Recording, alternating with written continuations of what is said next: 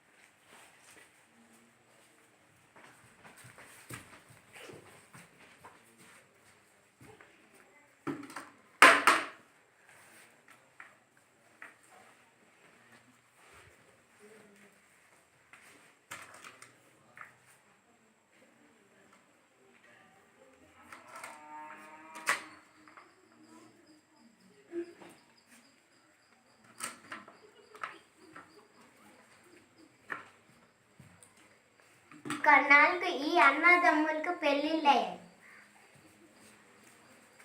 రమ, మా అమ్మ నాన్న నాకు మా అన్నయ్యకి ఆ దుప్పటి, ఆవు, ఆ మామిడి చెట్టు ఇచ్చారు. వీటిని నేను మా అన్నయ్య సమానంగా పంచుకుంటాను. అని నిన్న చూశాను. సమానంగా పంచుకోవడం అంటే ఇలాగా. మీకు ఉపాయం చెప్తాను, రేపు నేను చెప్పినట్లు చేయండి.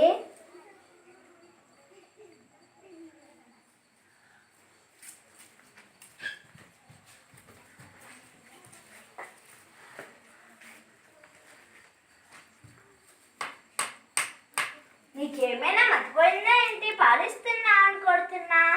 ముందు భాగం నాది. కొట్టకురా, పాలు ఇవ్వడం లేదు, పైగా తంతుంది. ముందు భాగం నాది కదా, నా ఇష్టం. పాలల్లో సగం నీకు ఇస్తాను, కొట్టకు. అలాగే.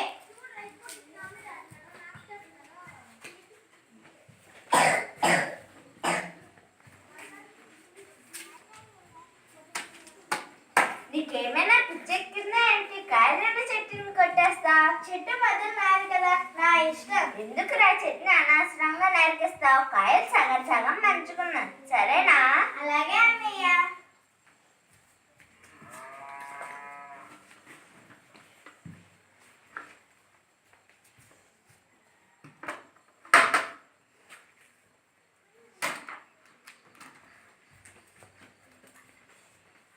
దుప్పటి ఎందుకు నీటిలో నానబెట్టా? పగలంతా దుప్పటి నాది కాబట్టి నానబెట్టాను. రాత్రి నీ ఇష్టం వచ్చినట్టు వాడుకో. అలా కాదురా, ఈ దుప్పటి ఒక రోజు నువ్వు, ఒక రోజు నేను వాడుకున్నాను, సరేనా?